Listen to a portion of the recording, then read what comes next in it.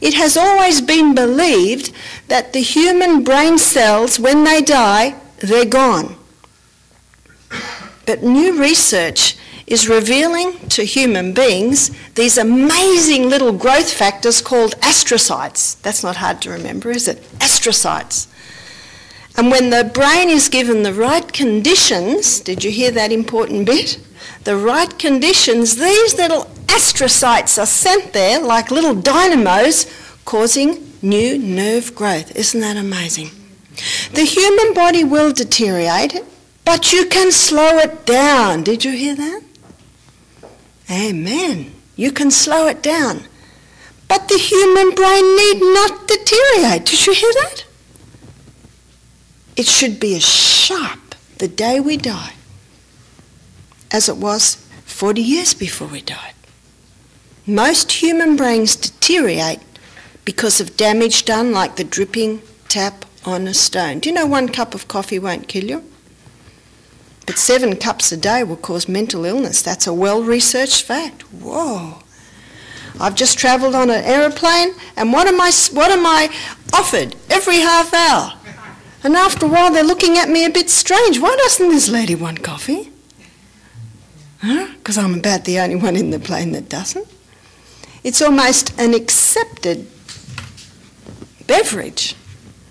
And yet it is one of the most dangerous drugs that there is. Keep away from it.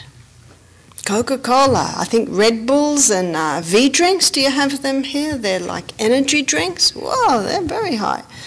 It's pretty hard to read the fine print. Perhaps in the noonday sun with a good pair of eyes, you'll actually read the bit that says don't drink more than 4 in 24 hours, but who reads the fine print? It's like a lady that came to our health centre and I said, we have juicing on the first 2 days. She said, juicing? Why wasn't I told? She got a little bit angry with me. I said, didn't you read the brochure? She says, I don't read brochures. Well, it can be helpful, can't it? Hey, we should be reading the manual, yeah? We should be enlightening ourselves as to the situation. But notice this last sentence, the physical organism should be carefully preserved and developed, that through humanity the divine nature might be revealed in all its fullness. Notice in 1 Thessalonians 4:4, we should know, we must know how to keep this vessel unto glory and honour. And I think we're all very familiar, and we all should know, and I'm sure we do off by heart, Romans 12 verse 1. I beseech you therefore, brethren, I plead with you, brethren, by the mercies of God. How? By the mercies of God, that you present your bodies a living sacrifice, holy and acceptable to God, which is your reasonable service. Notice, it's not an unreasonable request. Whenever a guest says, Barbara, I've stopped drinking my coffee, I'm drinking more water, I'm exercising, you know what I say to them? Who's the winner? And who is the winner? The body that's doing it. They say that to please me, and I am pleased for their sake. Do you know, I was reading recently of Ministry of Healing about healthcare workers often get discouraged. And I see it often at our health centre. You get people on track, they go home, they've got energy, they've lost weight, and then they come back 6 months later. And I always say, why have you come? I always ask for their reasons to establish why they're here. Oh, I've come to get back on track. Why have they got to get back on track? Well, it sort of slipped a little bit. But I was reading where she said, Jesus never got discouraged. And how many lepers of the 10 that he healed came back to thank him? He healed 10 lepers and 1 appreciated it. And I was talking to my daughter Emma about disciplining children. The main reason you discipline children is to help them see the error of their ways. And if they see it before you implement the discipline, you really don't have to discipline, do you? Because discipline is to bring about awareness of actually the damage that you're doing or the harm that's being done. And so what we're establishing here is that the body runs according to law, basic law. And so common sense tells us that when that law is broken, what's the result? It is disharmony. Whenever law is broken, there is disharmony. I have not offered to drive Emma's car while I'm here. Why is that? Because I'll probably drive on the wrong side of the road. And if I drive on the wrong side of the road, because in Australia we drive on the other side of the road. We won't go into the discussion of who's wrong and who's right. But we drive on the other side of the road. Did you know that in Australia when we turn our lights on, we turn them down?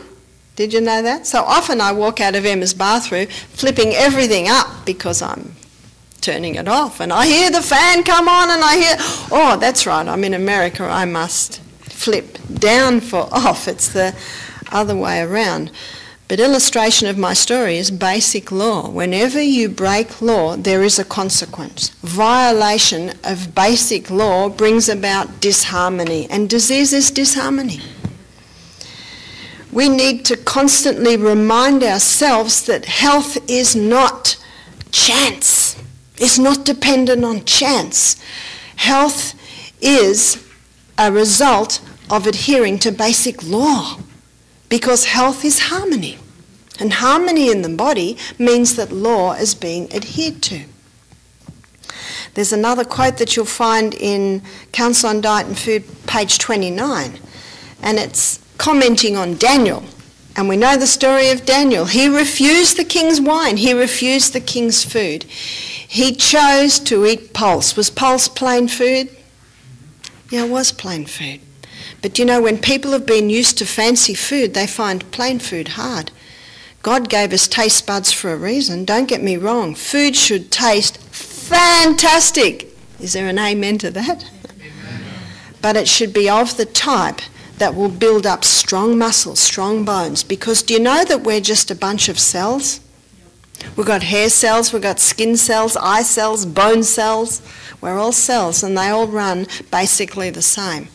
So understanding how those cells work is very important to understanding how the body moves and how the body heals and how the body regenerates. Inside every cell there is a little nucleus, and in that nucleus is the DNA. You've heard of the DNA?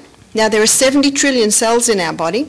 I'm only a little lady. Perhaps my 6'6" brother-in-law has a few more. Those 70 trillion cells have at their nucleus the DNA. And if I were to stretch out the DNA from one of my cells, do you know it'd be as long as my body? How's that? What an amazing organism we live in. Truly, we are fearfully and wonderfully made. Now, in those little cells, in that DNA, it is programmed. Picture a robot programmed to repair. So any time there's damage to any cell in the body, what does the DNA tell that cell to do? I must repair, I must repair, I must repair. In fact, the forces that come into play as soon as any part of your body is damaged is phenomenal. So if you're not healing, one must go back to the question, why? A basic law of science states, in fact it's Newton's third law of motion, to every action there is an equal and an opposite reaction. Does everyone know Newton's third law of motion? Do the children? You learnt that in school yet, in science? It's a basic law. Do you know the Bible talks about it too? In Proverbs 26 verse 2, the psalmist states, the curse causeless shall not come. That's Newton's third law of motion, isn't it? To every action there is an equal and an opposite reaction. This law never ceases to act as nature's equalizer, bringing into motion compensatory forces to equal every imbalance. There's a description of the cause of disease. In other words, every sickness, every complaint that happens in the human body is because of an action, yeah? An action has come in, and what is disease? It's a reaction to that action. One of my favourite chapters of Ministry of Healing is the physician, an educator. And you know, everyone who has mastered